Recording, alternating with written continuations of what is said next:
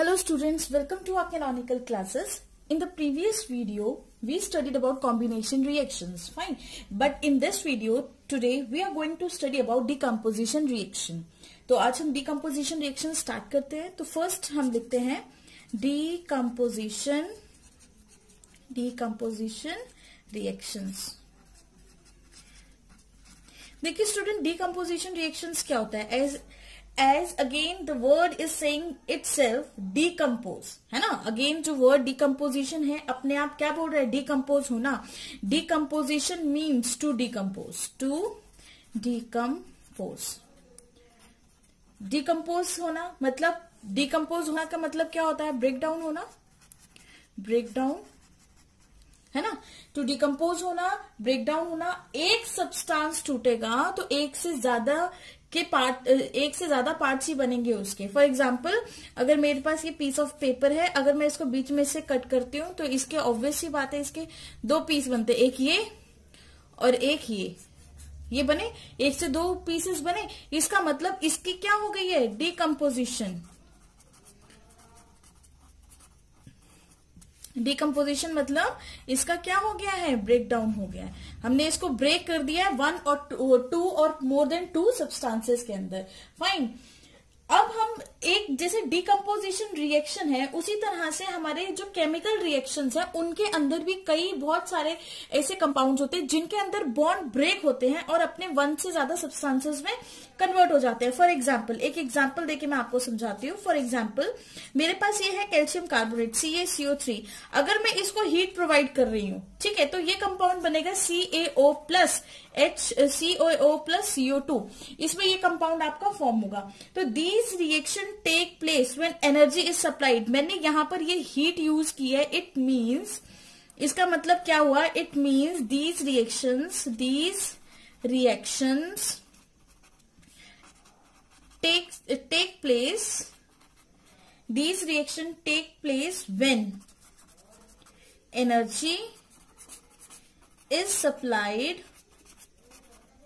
when energy is supplied in a form of heat and light. Energy किसकी form में supply की जाती है? हीट एंड लाइट की फॉर्म में आपकी एनर्जी को क्या किया जा रहा है? सप्लाई किया जा रहा है. ठीक है. तो हम ये भी बोल सकते हैं कि डिकम्पोजिशन, जो हमने कॉम्बिनेशन में पढ़ा था कि कॉम्बिनेशन में क्या क्या, दो सब्सटेंसेस कंबाइन होकर एक प्रोडक्ट बना रहे थे. इसका मतलब डिकम्पोजिशन में आपके पास एक रिएक्टेंट है, ठीक है, और वो जो प्रोडक्ट देगा टू और मोर देन टू प्रोडक्ट्स भी हो सकते हैं और उससे ज्यादा प्रोडक्ट्स भी हो सकते हैं. बट आपका जो रिएक्टेंट है वो क्या रहेगा? वो सेम ही रहेगा. आपका रिएक्टेंट चेंज नहीं होगा. फाइन. तो डिकम्पोजिशन रिएक्शन को हम रिवर्स बोलते हैं कॉम्बिनेशन रिएक्शन का, क्योंकि वहां पर हम रिएक्टेंट दो ले रहे थे, ठीक है, और प्रोडक्ट एक बन रहा था, और यहां पर रिएक्टेंट एक है और प्रोडक्ट दो बन रहे हैं. उसका बिल्कुल वाइस वर्सा हो गया. इसीलिए हम बोलते हैं जो हमारी डिकम्पोजिशन रिएक्शन है, decomposition reactions are reverse of combination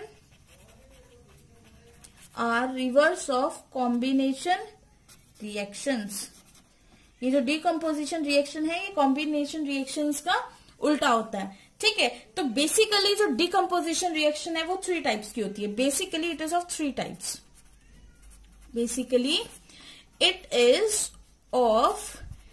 types. तीन टाइप की हम डिकम्पोजिशन रिएक्शन पढ़ेंगे. फर्स्ट जो हमारी टाइप है दैट इज थर्मल डिकम्पोजिशन.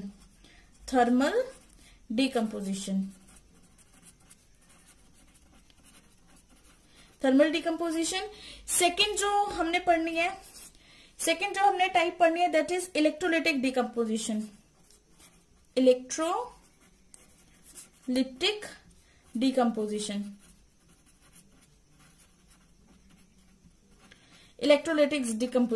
और जो थर्ड रिएक्शन हमने पढ़नी है decomposition in presence of light.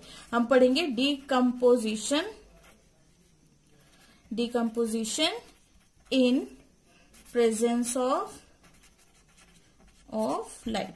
Light की प्रेजेंस में क्या डिकम्पोजिशन होगी उसको पढ़ेंगे। और इसको एक और नाम से जाना जाता है जिसको हम बोलते हैं फोटोलिसिस। क्या बोलते हैं हम? फोटोलिसिस। फोटोलिसिस। ओके, तो चलिए हम पहली डिकम्पोजिशन रिएक्शन स्टार्ट करते हैं। हमारी जो फर्स्ट डिकम्पोजिशन रिएक्शन थी that was thermal decomposition reaction, है ना? Thermal decomposition reaction. देखिए थर्मल डिकम्पोजिशन रिएक्शन क्या होगी, ध्यान देना जरा। थर्मल डिकम्पोजिशन और इसको थर्मोलिसिस भी बोला जाता है, थर्मोलिसिस। ठीक है, thermolysis stands for thermo. Thermo is your temperature. Thermo क्या होता है आपका? टेम्परेचर। और टेम्परेचर किसकी फॉर्म में होगा आपके पास? हीट। रिएक्शन को हीट प्रोवाइड करोगे तभी इसका टेम्परेचर इंक्रीज करेगा। फाइन, तो थर्मो मीन्स हीट। यहां पर थर्मो का मीन्स क्या है? हीट। और lysis means breakdown. Lysis means होता है ब्रेकडाउन। इट मीन्स जो हम इसको बोल सकते हैं breakdown due to heat. It means, हम ये चीज भी लिख लेते हैं यहां पे, it means breakdown due to heat. Breakdown किसकी वजह से हो रहा है? आपकी हीट की वजह से हो रहा है ब्रेकडाउन। ठीक है, और हीट हमने क्या की है? सप्लाई की है ना? It means breakdown due to heat by due to heat, और या फिर हम इसको ऐसे भी लिखे और बाय सप्लाइंग हीट, और बाय सप्लाइंग हीट। हीट को सप्लाई करके ब्रेकडाउन हो रहा है। फॉर एग्जाम्पल, एक एग्जाम्पल देखते हैं। जैसे कि मर्क्यूरिक ऑक्साइड है, इसको आपने हीट प्रोवाइड की। This delta sign represent heat. ये डेल्टा जो साइन लगाते हैं इसका मतलब होता है हीट। तो ये जो प्रोडक्ट बनेगा वो क्या बनेगा? Hg+O2। तो इसको बैलेंस करें, यहाँ पे 2 आएगा, यहाँ पे 2 2 थे, तो उसको बैलेंस करने के ये लगा दिया आपने। फाइन, और एक और एग्जाम्पल लेते हैं। एक और एग्जाम्पल लिखते हैं, NH4Cl ammonium chloride. NH4Cl is known as ammonium chloride. आप इसको हीट करेंगे तो जो प्रोडक्ट बनेगा क्या बनेगा? NH3+HCl। फाइन, अब आप देखिए जब ये सब कुछ रिएक्शन हो रही है एक बीकर के अंदर, जब ये सारी रिएक्शंस हो रही हैं, तो जो आपका बीकर है, जो आपका फ्लास्क है, इस तरह से जो आपका एक फ्लास्क है, ठीक है, इस फ्लास्क के अंदर क्या हो रही है? आपकी रिएक्शन चल रही है, तो हमें बाहर से प्रोवाइड करनी पड़ रही है। क्या प्रोवाइड करनी पड़ रही है? उसको हीट प्रोवाइड करनी पड़ रही है हमें बाहर से। तो ये जो रिएक्शन है ये क्या कर रहा है? Heat is absorbed. Heat is absorbed in this process. Heat को एब्जॉर्ब किया गया। इसके बीच में जो भी रिएक्शन चल रही है उसने क्या किया? आपकी हीट को एब्जॉर्ब कर लिया है। ठीक है, इट मीन्स, इसका मतलब ये, अगर यहां पे हीट एब्जॉर्ब हो रही है, it means reaction is an endothermic reaction. Reaction क्या होगी? Reaction is an endothermic reaction. एक जो रिएक्शन है आपकी वो कैसी है? वो एक एंडोथर्मिक रिएक्शन है। फाइन, एक और एग्जांपल कर लेते हैं डिकम्पोजिशन, थर्मल डिकम्पोजिशन रिएक्शन का। एक और एग्जांपल देखिए, ferrous sulphate FeSO4। Ferrous sulphate को अगर आप हीट करेंगे, और इसका फेरस सल्फेट का कलर कैसा होता है? डर्टी व्हाइट कलर का होता है। ये डर्टी व्हाइट कलर का फेरस सल्फेट आपके पास होता है। डर्टी व्हाइट कलर के फेरस सल्फेट को आपने हीट किया तो बना फेरिक ऑक्साइड Fe2O3, जिसका कलर होगा आपके पास ब्राउन कलर। ब्राउन कलर का आयरन ऑक्साइड मिलेगा आपको, प्लस SO2। नेक्स्ट आपके पास जो गैस होगी SO2 plus SO3। Sulphur dioxide 2 oxygen है, सल्फर ट्राइऑक्साइड 3 ऑक्सीजन है। फाइन, तो हम ये कह सकते हैं कि जितनी भी इसमें भी हीट क्या हमने दी है, रिएक्टेंट ने हीट एब्जॉर्ब करी है। एब्जॉर्ब होने के बाद वो ब्रेक डाउन हुआ है, तो इसका मतलब जितनी भी डिकम्पोजिशन रिएक्शंस होती हैं, all decomposition reactions are endothermic reactions।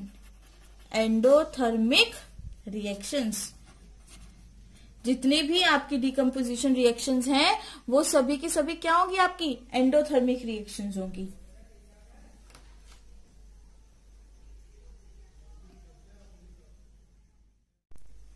चलिए स्टूडेंट्स, थर्मल डिकम्पोजिशन के बाद अब हम नेक्स्ट डिकम्पोजिशन का सेकेंड पार्ट स्टार्ट करते हैं, दैट इज फोटोलिटिक डिकम्पोजिशन। ठीक है, सेकेंड जो हम स्टार्ट करेंगे that is photolytic decomposition. Photolytic decomposition को एक और नाम से जाना जाता है, दैट इज फोटोलिसिस। और क्या बोलते हैं हम इसको? फोटोलिसिस। ठीक है, फोटोलिसिस। फोटो का मतलब क्या होता है? यहां पर जो आपका फोटो वर्ड है, it represents light and lysis represent, क्या रिप्रेजेंट करेगा आपका? ब्रेकडाउन। ब्रेकडाउन, ठीक है, ये ब्रेकडाउन रिप्रेजेंट कर रहा है। इट मीन्स, इसका मतलब क्या है? ब्रेक, यहां पर जो ब्रेकडाउन हो रहा है, breakdown in presence of sunlight. ठीक है, कोई भी लाइट हो सकती है। Breakdown in presence of sunlight is known as photolytic, is known as photolytic decomposition, is known as photolytic decomposition. For example, अगर मैं इसका एक एग्जाम्पल लूं तो देखिए, AGBR, आपने इसको सनलाइट की प्रेजेंस में ब्रेक किया, सनलाइट दी इसको, सनलाइट देने की वजह से मतलब थोड़ा सा भी धूप में रखेंगे या इसको धूप लग गई तो ये किस में कन्वर्ट होता है? Ag प्लस Br2 गैसेस में, और Ag सॉलिड, सिल्वर अलग हो जाएगा। ठीक है, और ये AgBr भी आपका सॉलिड है। इसको बैलेंस करने के लिए यहाँ पर 2 लगाइए, अगर Ag भी 2 हो गया तो यहाँ पर भी 2 लगाइए। ठीक है, तो ये देखिए, ये दिस इज सिल्वर हैलाइड। इसको एक्चुअल में तो सिल्वर ब्रोमाइड बोलेंगे, बट इसका जो कॉमन नेम है that is silver halide. Silver halide क्या होता है? देखिए, समझना जरा। सिल्वर हैलाइड, सिल्वर हैलाइड का मतलब है, सिल्वर हैलाइड का मतलब, यहां पर हैलाइड मीन्स हेलोजन होता है, हेलोजन। और हेलोजन्स क्या होते हैं? आपके ग्रुप 17 के मेंबर्स। ग्रुप 17 में कौन कौन से आते हैं? Fluorine, chlorine, bromine and iodine. जब भी कोई भी सिल्वर के साथ कोई भी हेलोजन कंबाइन करता है, आप उसको क्या बोल देते हो? Silver halide. Silver halide means क्या हुआ? Silver compounds with halogen. हम यहाँ पे लिख सकते हैं सिल्वर कंपाउंड्स विद किसके साथ? हेलोजेंस के साथ, विद हेलोजेंस। सिल्वर के कंपाउंड्स किसके साथ आ गए? आपके हेलोजेंस के साथ आ गए। ठीक है, तो ये जो कंपाउंड होते हैं, जितने भी सिंपल सिल्वर के कंपाउंड होते हैं, सेंसिटिव टू लाइट, सेंसिटिव होंगे। किसके लेके सेंसिटिव होंगे? लाइट। जरा सी लाइट पड़ने पड़ी ये क्या हो जाते हैं? आपके ब्रेकडाउन हो जाते हैं। तो these compound are sensitive to light, so they are kept in colored bottles. इस वजह से इनको कहां पे रखा जाता है? कलर्ड बॉटल्स के अंदर रखा जाता है इनको। क्लियर है? इनको कलर्ड बॉटल्स में। फॉर एग्जाम्पल, आपका कोई भी आपकी कोई भी सिरप होता है, ठीक है, डॉक्टर आपको कोई सिरप देता है और अगर वो ब्लैक या ब्राउन बॉटल के अंदर है तो आप उसका लेबल पढ़ के देखना, वहां पे जरूर लिखा होगा कूल एंड ड्राई प्लेस। ठीक है, कीप अवे फ्रॉम सनलाइट। वो इसीलिए लिखते हैं कि आपको उसको सनलाइट से दूर रखना है, क्योंकि सनलाइट की प्रेजेंस में उसमें क्या हो जाएगी? आपकी फोटोलिसिस हो जाएगी। क्लियर है? इसी के साथ हम एक और एग्जाम्पल करते हैं इसी का। देखना क्या एग्जाम्पल है। अब देखिए, एजी सिल्वर हैलाइड का ही लेते हैं। अभी AgBr लिया था हमने, अब हम ले लेते हैं AgCl। AgCl सॉलिड, इसको भी आपने सनलाइट दी, फाइन। ये भी किस में चेंज हो गया? Ag सॉलिड में प्लस Br2 गैसेस में। इसको भी बैलेंस करने के लिए 2 लगाए, इसको भी बैलेंस करने के लिए आपने क्या लगा दिया? 2 लगा दिया। ये जो कंपाउंड्स है, ये AgBr जो कंपाउंड है, ये यूज किया जाता है इन ब्लैक एंड व्हाइट फोटोग्राफी। बहुत इंपॉर्टेंट है। ठीक है, AgBr is used in white and black photography. White और ब्लैक फोटोग्राफी में इसका बहुत ही अच्छा यूज है। सेकंड, फोटोलिसिस के एक और एग्जांपल अगर मैं आपको दूं तो जब हम फोटोसिंथेसिस होती है प्लांट्स के अंदर, तो उसमें से O2 का रिलीज होता है। ठीक है, तो O2 का रिलीज हुआ किसकी वजह से? ये भी देख लेते हैं, लिखेंगे ड्यूरिंग फोटोसिंथेसिस। देखिए, फोटोसिंथेसिस का मतलब भी क्या है? फोटो मतलब लाइट, सिंथेसिस मतलब लाइट के प्रेजेंस में कंबाइन होना। ठीक है, कॉम्बिनेशन रिएक्शन को सिंथेसिस रिएक्शन भी बोला जाता है, क्योंकि उसमें भी कंबाइन होते हैं। फाइन, तो ड्यूरिंग फोटोसिंथेसिस जब होती है तो उसमें लिबरेशन होती है। लिबरेशन ऑफ मतलब इवॉल्व होती है। उसमें क्या लिबरेट होता है? आपका O2 है ना। O2 liberation of O2 takes place liberation of O2 takes place, ठीक है, बिकॉज ऑफ, किसकी वजह से होता है liberation? Because of photolysis of water, water molecule की फोटोलिसिस हो जाती है, जिसकी वजह से उसमें से O2 क्या हो जाता है आपका? रिलीज हो जाता है। फाइन। और एक और एग्जांपल जो हम डेली लाइफ में यूज करते हैं, या हमारे जो वो केमिस्ट वगैरह यूज करते हैं, या डॉक्टर्स यूज करते हैं, लैब्स में भी इसको बहुत फॉलो किया जाता है कि H2O2, इसको बोलते हैं हाइड्रोजन पर ऑक्साइड। क्या है ये? हाइड्रोजन पर ऑक्साइड, हाइड्रोजन पर ऑक्साइड, ठीक है। इसको केप्ट किया जाता है, इसको रखा जाता है इन कलर्ड बॉटल्स, इसको कलर्ड बॉटल्स में क्यों रखा जाता है? टू प्रिवेंट क्या प्रिवेंट करने के लिए? फोटोलिसिस को प्रिवेंट करने के लिए, ठीक है, ताकि इसका भी ब्रेकडाउन ना हो जाए। तो देखिए, जो भी फोटोलिटिक रिएक्शन है, होती क्या है? सिंपल आपका सनलाइट के प्रेजेंस में आपका कंपाउंड 1, 2 और 2 से ज्यादा प्रोडक्ट्स के अंदर चेंज हो जाता है, और ये वही कंपाउंड हो सकते हैं जो लाइट सेंसिटिव कंपाउंड होते हैं, स्पेशली जैसे आपके सिल्वर हैलाइड्स। ओके, नेक्स्ट जो हमारी थर्ड टाइप है डिकम्पोजिशन रिएक्शन की, that is electrolytic decomposition reaction. Electrolytic decomposition reaction, fine, ये आपकी इलेक्ट्रोलिटिक डिकम्पोजिशन रिएक्शन हो गई। इलेक्ट्रोलिटिक डिकम्पोजिशन रिएक्शन मतलब इसको हम एक और नाम से जानते हैं, दैट इज इलेक्ट्रोलिसिस। इसका एक और नाम है, क्या बोलते हैं हम इसको? इलेक्ट्रोलिसिस।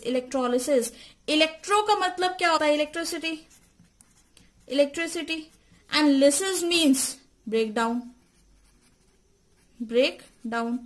फाइन। तो ऐसा breakdown due to electricity is known as electrolytic decomposition reaction. For example, अगर हम लेते हैं एक हमारा कंपाउंड Al2O3, ओके, ये मोल्टन Al2O3 है, मोल्टन। जब भी हमको इलेक्ट्रोलिसिस करनी होती है तो हमें मोल्टन ही चाहिए होता है। मोल्टन होता क्या है? जो आपका सॉलिड को क्या करोगे आप? मेल्ट कर देते हो। सॉलिड को मेल्ट करोगे तो इसके जो बॉन्ड्स होते हैं, बॉन्ड्स क्या हो जाते हैं? थोड़े से लूज हो जाते हैं, ठीक है, बॉन्ड्स थोड़े से लूज हो जाते हैं। लूज होने की वजह से वो मेल्ट हो जाता है सब्सटेंस आपका। फाइन। अब Al2O3 के ऊपर आपने क्या किया? इलेक्ट्रिक करंट पास किया। आपने यहाँ पे इलेक्ट्रिक करंट पास किया। इलेक्ट्रिक करंट पास करने की वजह से Al बना प्लस आपका O2 बना। अब देखना यहाँ पर ऑक्सीजन 3 है, यहाँ पे ऑक्सीजन 2 है, तो मैं इसको 3 से मल्टीप्लाई करूं, 3 2 6 हो गए यहाँ पर, ठीक है। तो यहाँ पे मैं 2 से मल्टीप्लाई कर देती हूँ, तो Al कितने हो गए? 4, तो मैं यहाँ पे लगा देती हूँ 4, ठीक है। तो ये आपको सॉलिड स्टेट में मिलेगा, ये आपको गैसियस स्टेट में मिलेगा, ओके। और ये तो आप मोल्टन यूज कर ही रहे हैं, फाइन। तो अब इलेक्ट्रोलिसिस करने के लिए मुझे पता है कि मुझे मोल्टन स्टेट चाहिए। फाइन। मोल्टन स्टेट कैसे आएगी? सॉलिड को मेल्ट करके उसके थोड़े से बॉन्ड को लूज कर देना है। क्यों लूज किया बॉन्ड? ताकि आपके आयंस की मूवमेंट इजी हो जाए, ठीक है। ये भी लिख देती हूं मैं, movement of ions become easy हो जाती है आयंस की मूवमेंट, ठीक है। बॉन्ड क्यों लूज होते हैं? So that movement of ions, ये लिख देते हैं, so that movement of ions become easy, बहुत ही इजी मूवमेंट हो जाए, ठीक है। तो अब इलेक्ट्रोलिसिस करनी है। इलेक्ट्रोलिसिस करने के लिए तो इलेक्ट्रोड चाहिए। आपके पास इस तरह का एक बीकर होता है, यहाँ पर एक ये इलेक्ट्रोड लगा होगा, एक इस तरह से इलेक्ट्रोड लगा होगा, फाइन। और ये दोनों इलेक्ट्रोड एक दूसरे से अटैच होंगे, एक बैटरी या सेल के साथ, इस तरह से बैटरी या सेल के साथ अटैच होंगे, इस तरह का। और इस यहाँ पे आपका एक सॉल्यूशन प्रेजेंट होता है, कोई भी सॉल्यूशन प्रेजेंट हो सकता है जिसकी भी आपने इलेक्ट्रोलिसिस करनी होगी, फाइन। इस तरह से अब आपके पास ये जो आपको दिख रहे हैं स्ट्रिप्स, ये जो दिख रहे हैं बड़े से डंडे टाइप, दीज आर इलेक्ट्रोड्स। इनको हम क्या बोलते हैं? इलेक्ट्रोड्स बोलते हैं, फाइन। और इसके अंदर क्या हो रही है? इलेक्ट्रिसिटी हो रही है यहाँ पर, ओके। इलेक्ट्रोड्स होते क्या है? कुछ भी नहीं होते इलेक्ट्रोड्स, सिर्फ सिंपल वो क्या होती है? Metal rods. इलेक्ट्रोड्स एक्चुअल में है क्या? आपकी मेटल की रॉड्स, आप उसको इलेक्ट्रोड्स बोल देते हैं। मेटल की रॉड्स को क्या बोल देते हैं? इलेक्ट्रोड्स। अब इलेक्ट्रोड्स भी 2 टाइप के होते हैं। Electrodes are of 2 types, 2 types के इलेक्ट्रोड्स होंगे। एक होगा कैथोड, ठीक है, और second one is anode, very important, cathode and anode. Cathode वो होगा जो क्या करेगा, अट्रैक्ट करेगा कैटायन को। बहुत इजी है ये याद करना। तो C फॉर कैथोड अट्रैक्ट करेगा C फॉर कैटायन, ठीक है। कैथोड किसको अट्रैक्ट करेगा, कैटायन को, और एनोड अट्रैक्ट करेगा किसको, एनायन को, अट्रैक्ट करेगा किसको, एनायन को। A for anode, A for anion, बहुत आसान है ये याद रखना आपका। कैथोड इलेक्ट्रोड कैटायन को अट्रैक्ट करता है और एनोड इलेक्ट्रॉन एनायन को अट्रैक्ट करता है। इट मींस कैथोड अगर कैटायन को अट्रैक्ट कर रहा है, कैटायन आपका पॉजिटिव चार्ज होता है, एनायन आपका नेगेटिव चार्ज होता है। अगर ये पॉजिटिव कैथोड पॉजिटिव को अट्रैक्ट कर रहा है तो वो खुद कौन सा चार्ज होगा, वो खुद नेगेटिव चार्ज होगा, तभी तो पॉजिटिव को अट्रैक्ट करेगा। Opposite charges attract each other and same charges repel each other. Clear है। तो यहाँ पे कैथोड को अगर कैटायन पॉजिटिव है तो कैथोड को उसके अपोजिट होना पड़ेगा अट्रैक्ट करने के लिए, तो वो क्या हो गया, नेगेटिव चार्ज। और एनायन अगर यहाँ पे नेगेटिव है तो एनोड को क्या होना पड़ेगा, पॉजिटिव चार्ज। क्लियर है। तो आपको इलेक्ट्रोड्स का चार्ज पता लगा कि अगर आपका कैथोड इलेक्ट्रोड है तो वो नेगेटिव इलेक्ट्रोड होगा और जो एनोड इलेक्ट्रोड है वो आपका पॉजिटिव इलेक्ट्रोड होगा। ठीक है। तो अब देखिए जो मेरे पास ये रिएक्शन है Al2O3, Al2O3 जो है वो कैसे ब्रेक डाउन होता है। Al आपको पता ही है एल्यूमिनियम, है ना। तो देखिए Al2O3 कैसे ब्रेक डाउन होता है, Al3 पॉजिटिव प्लस O पे पावर 2 नेगेटिव। ये आपके दो क्या है, आयंस बनेंगे, आयंस है आपके। अब these are present in solution, ये किस में प्रेजेंट है, ions present in solution, solution के अंदर प्रेजेंट होंगे। जैसे ही आपने Al2O3 को मेल्ट किया, इलेक्ट्रिसिटी पास करने स्टार्ट करोगे आप, ठीक है, मेल्ट करते ही वो आयंस में बदल जाता है। क्लियर है। तो जैसे ही आप इलेक्ट्रिसिटी पास करोगे ये आयंस मूव करने लग जाएंगे, कुछ कैथोड की तरफ जाएंगे, कुछ एनोड की तरफ जाएंगे। अब मुझे बताओ कि Al3 पॉजिटिव में से कौन सा कैथोड की तरफ जाएगा। कैथोड नेगेटिव है, किसको अट्रैक्ट करेगा, पॉजिटिव, तो क्या जाएगा, Al3 पॉजिटिव मूव्स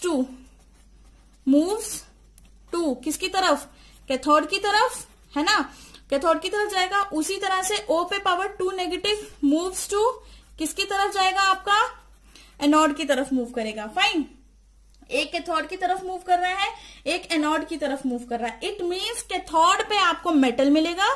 कैथोड पे हमेशा और हमेशा क्या डिपॉजिट होता है, मेटल डिपॉजिट होता है। ठीक है। तो हम हमेशा याद रखेंगे it means we get metal on cathode and non-metal,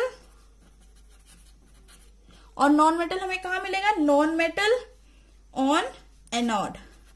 clear है। कैथोड की तरफ मेटल क्यों मिलेगा, क्योंकि Al3 पॉजिटिव कैथोड पे मूव हो रहा है जो कि एल्यूमिनियम के फॉर्म में डिपॉजिट होने वाला है, और Al2 जो है एनायन की तरफ मूव हो रहा है तो वो O2 की तरह इवॉल्व होने वाला है। ठीक है। तो इसीलिए जो भी आपका मेटल है वो हमेशा कैथोड पे मिलता है, इंपॉर्टेंट, और जो भी नॉन मेटल है वो किस पे मिलता है, एनोड पे मिलता है। Very very important. क्लियर है।